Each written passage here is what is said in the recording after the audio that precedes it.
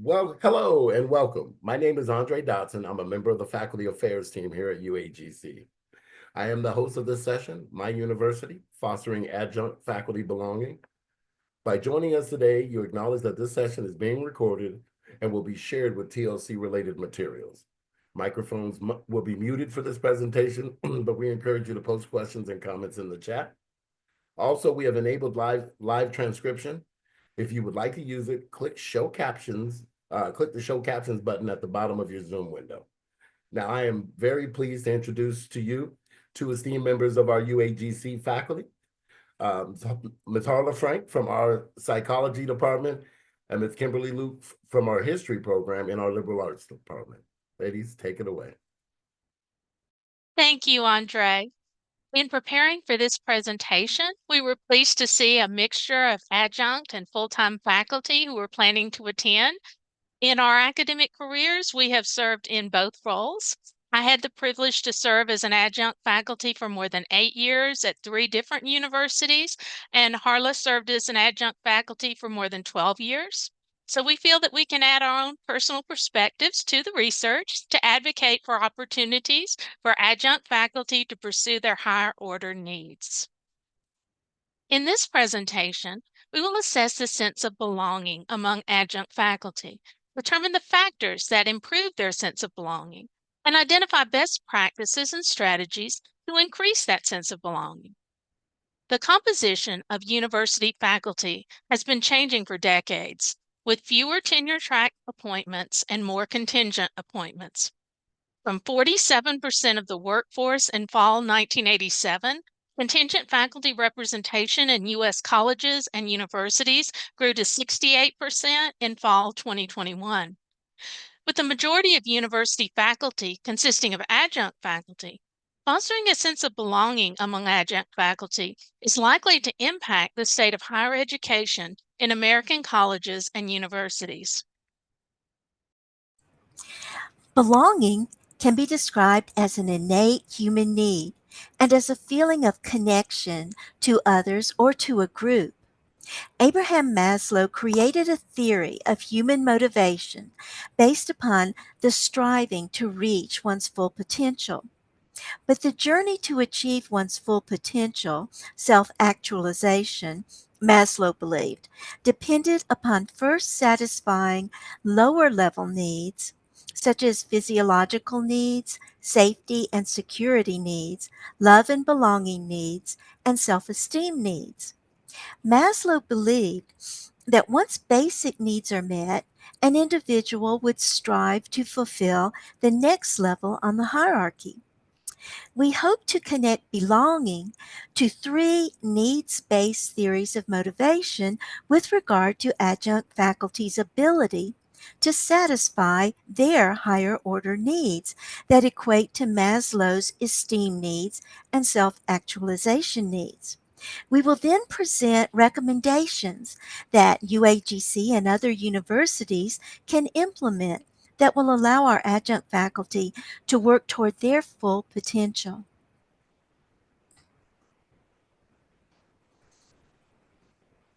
Frederick Herzberg's research on job satisfaction showed that the factors leading to job dissatisfaction were very different from the factors that led to job satisfaction.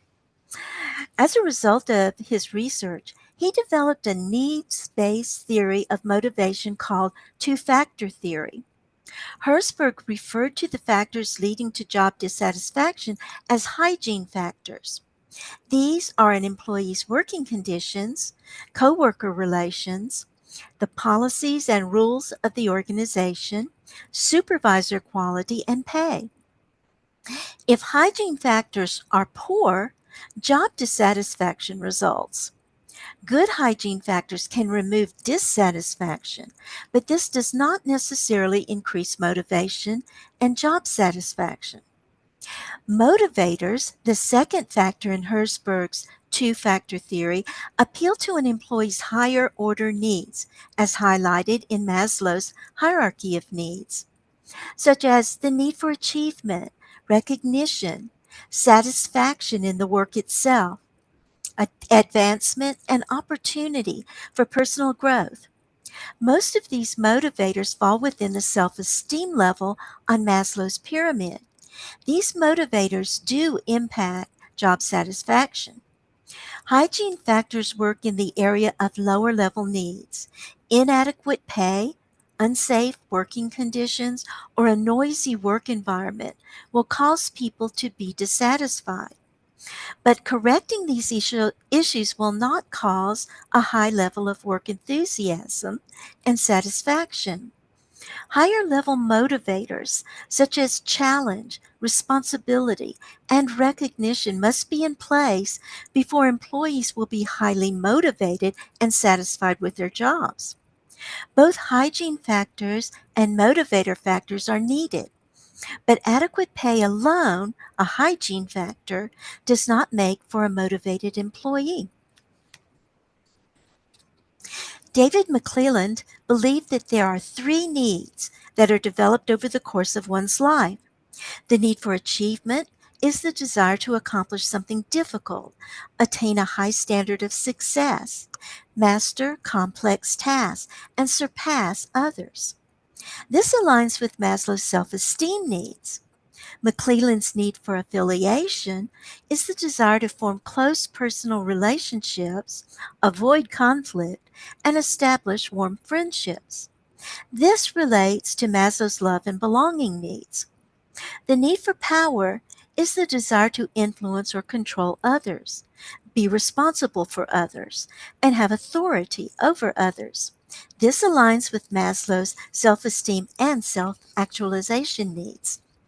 Each of these needs aligns with Maslow's hierarchy of needs from love and belonging to self-actualization. In order to fulfill one's higher order needs, the environment must present opportunities. Let's look at the characteristics typical of individuals who fulfill these needs. McClelland believed that we all have varying needs of each of these needs. Individuals with a need for achievement strive for mastery. They work to accomplish tasks through their own efforts. Individuals with a need for affiliation are driven by the need for love and acceptance. Individuals with a need for power wish to influence, teach, or encourage others. They enjoy work and discipline. We conducted some informal polls that seem to provide support for these needs-based theories. Let's take a look. In several polls, we ask adjunct faculty what makes them feel connected to the institution and what makes them feel valued. Answers included supported program chairs, helpful resources, praise and formal recognition of skills, pay, input in course design, and departmental Zoom meetings to share news and initiatives. In a study of graduate-level online adjunct instructors in 2 schools of education that was published in Christian Higher Education earlier this year, Maureen Hoffman and others found communication, collaboration, respect, recognition, and systems of support were critical aspects that impacted the perceived climate and culture of adjuncts in an online teaching modality. They found that communication was a vital component in adjuncts' engagement with the university. Adjuncts enjoy connecting with other faculty and discussing teaching practices. They want to receive news about events on campus and changes to the curriculum. This can be done through newsletters, faculty forums, monthly Zoom meetings, and through email. UAGC requires adjunct faculty to complete one professional development opportunity for each course taught. The university provides a list of professional development offerings on its internal SharePoint site.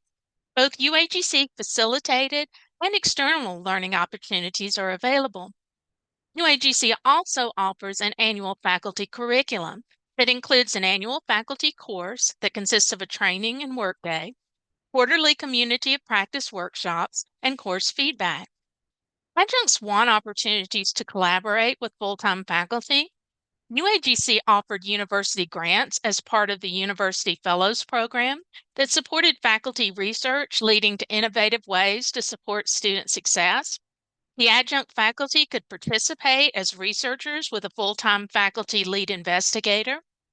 The 2023-2024 UFP cycle was the last in this particular grant series. The University Fellows Program was replaced by the Online Student Success Initiative Fund. The new fund seeks to support student success, retention, completion, and post-graduation employment. In Hoffman et al., adjuncts expressed their desire for recognition of their work. One adjunct faculty commented on an adjunct professor ranking that carried a small stipend, which made the respondent feel valued and a proud member of the university. Adjuncts suggested several examples of how the university could demonstrate respect or recognition for them, such as increased course offerings, participation in departmental meetings, research opportunities, professional development offerings, positive outreach from their managers, and raises in rank and pay. Hoffman et al. Specified that the desire for increased status or pay was a result of adjuncts' need to feel respected within the community rather than their economic needs, as opposed to McClelland's hygiene needs. The 2023-2024 UAGC Faculty Experience Survey asked UAGC faculty to rank their preferred method of recognition. The top 3 choices were employment-related milestones, such as recognition for number of courses taught or years of service, personalized emails or videos from leadership, recognition via the UAGC Faculty Affairs website. We'd like to thank Cole McFerrin, Associate Director of Academic Technology and Innovation, for providing us with this data. Hubman et al. Found that adjuncts want resources to support their teaching and help them promote student success. At UAGC, our faculty need support 24/7. In the Canvas classroom, instructors can access faculty help, which includes resources to help them meet their teaching expectations. They can find grade change forms, incomplete policies, instructions for final grading, and much more. The liberal arts team at UAGC wanted to create a faculty forum to provide resources, contact links, and professional development opportunities. The Liberal Arts Faculty Lounge was brought online on February 8, 2023, roughly 21 months ago. Invitations to join the lounge were sent to 99 adjunct faculty who teach in liberal arts or liberal arts affiliated programs. Of those 99 faculty, 76 have viewed pages within the lounge. Within the last 6 months, 33 faculty have viewed pages in the lounge. And this number may underestimate the total use of the lounge because faculty can set their notifications in Canvas to receive notices of any announcements posted and have them sent directly to their email so they can view them without actually going into the lounge. The lounge contains announcements of university events, professional development opportunities, and institutional policy changes. Webinars for faculty are hosted 3 times a year and recorded and archived in the lounge for those who cannot attend. Adjunct faculty may use attending or reviewing the recording of a webinar for their required professional development at UAGC. One of the strengths of using adjunct faculty is that they are often practitioners in their fields. For example, I'm a board certified behavior analyst, and I have to recertify every 3 years. 32 continuing education units are required for recertification.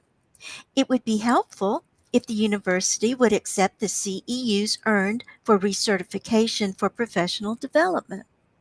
In addition, each department could make field or major specific professional development offerings for their adjuncts, making the professional development more relevant to the content they are teaching.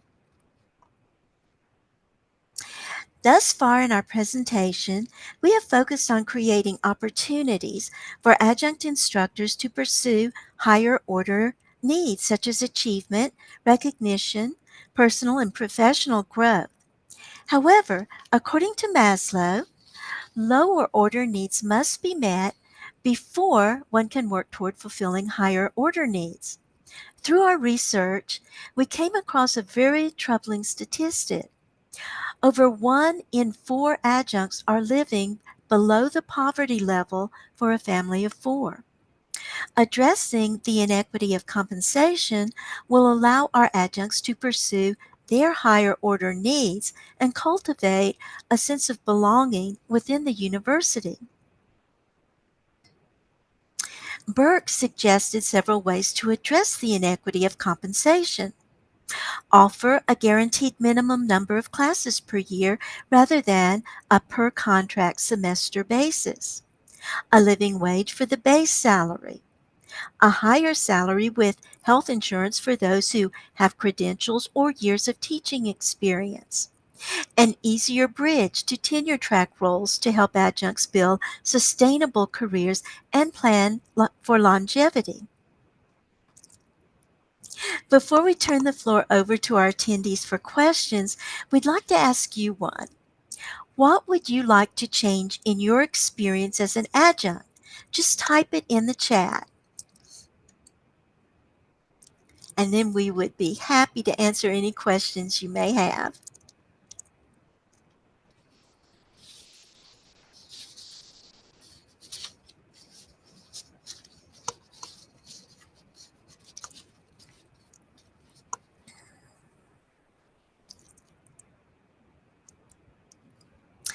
If there are no changes that you'd like, we would love to answer. No, go ahead, please. Questions or comments are welcome. And really, this is a conversation. Um, I'm an adjunct myself and have been many years over the last 10, 12 years. And Kimberly was also an adjunct here at Ashford and several other universities before she went full time. So we certainly know what it's like to be a little uncertain about your next course and so forth. Absolutely, Haley. We would love to get to connect. And Andre says, I hear from associate faculty who would like more of an opportunity to engage with the other faculty teaching the same courses they are. And that's where we put into a poll, Andre, about whether they would be interested in like a monthly Zoom meeting just to share news, catch up on changes at the university, uh, uh, talk about possible research, things that they could get together on. So, And also in the Liberal Arts Faculty Lounge, this was one of the goals. We wanted to share resources for faculty, courses that didn't have instructor guidance. We wanted to give faculty a chance to share that. And basically, faculty can volunteer their resources. They're put up on the lounge with their name and their contact information so that if their colleagues want to contact them about if they teach the same course, they can do so. I've also found that since we started the lounge, uh, because I'm the one who generally sends out those messages, I hear from faculty if they have issues. And I will find that most of the time those emails or replies to a message I sent out at some point that faculty have saved and, held it for a rainy day until they need some help.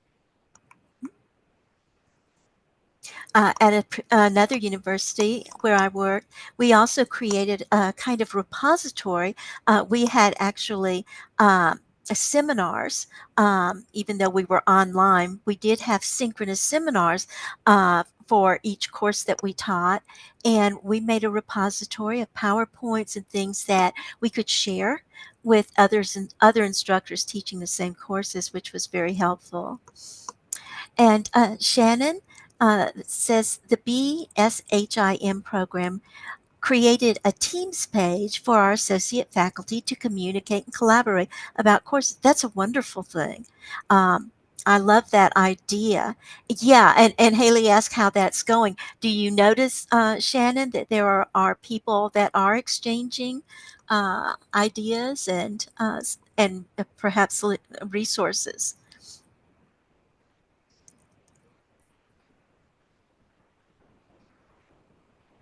And while she may be talking, I have also noticed that when looking at the lounge, I found that some people were clicking on posts that other instructors had made, I assume to reach out. So that was exciting to see that they're taking it upon themselves to make those connections.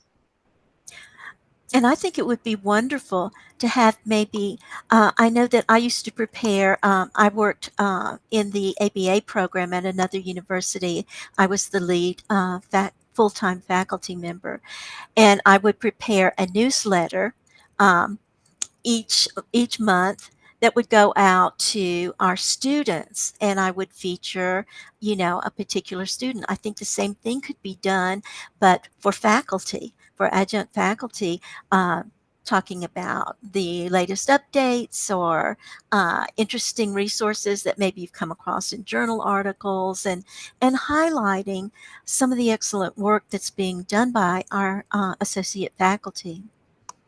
So Shannon says that it started out strong, but has lost some traction. However, the faculty know it is there when questions arise and or they need inputs. Similar to the liberal arts faculty lounge, they hold on to Kimberly's emails, and then when something comes up, they find it and get in touch, or they go straight to the lounge that's just packed with resources. So, yes. And one great thing about UAGC is the faculty help because it really is extensive. But we also tried to put all of the main things in complete forms when we were using actual forms, grade change forms, just Canvas how-to guides for grading and discussions and things like that. And so all of the basics are there.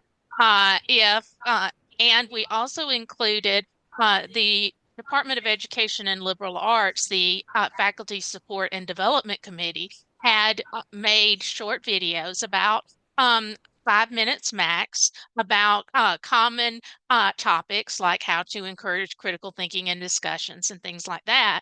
And we also linked to all of those videos on the lounge so they can use it for short professional development or help when they need to. Oh, that's cool. That's cool, Haley. I didn't know that. That Teams pages can be embedded in Canvas. I think it's so important. Uh, I've been at universities where they have like, you know, faculty meetings, get-togethers every few months, and it's such a fun time because you can share updates. Who's had a baby? Who's been on a trip. I remember one where they shared a new llama. This one instructor raised llamas, and the baby was very adorable. So just things like that connect you to people's lives and beyond the classroom. I think that those could be really good at bringing us all together. And two, it does give you an opportunity to talk to our colleagues about possible research projects or just our TLC conference presentations on things that you find interesting, shared interests, and so forth. One thing that I had also thought might be helpful for some of these research grants is if we had a message board for people who are interested in conducting research so that faculty, full-time faculties and associate faculty could get together over common interests if they were interested in working on some of these topics.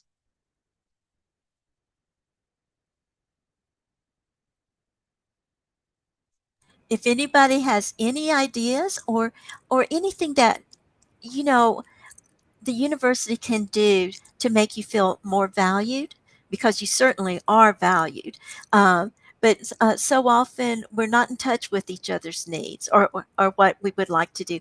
I had a wonderful opportunity to work with a team on a UFP project during 23, 24, and it was just a great experience as an adjunct faculty member.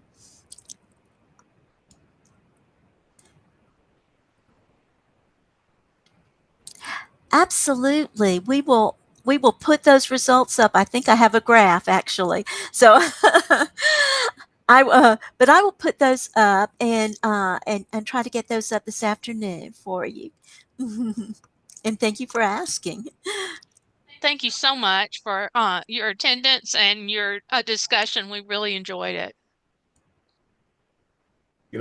Before we head out, I want to share an experience I've had watching our faculty and this sense of belonging. Is back when we started the culture of care.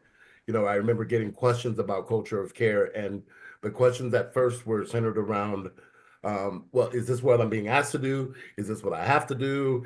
Is this what you want me to do? And then, as a member of the faculty affairs team and then being a consultant, then the questions now they've evolved to how far can I go? Am I allowed to do this? Am I allowed to try this? And faculty have taken ownership of that.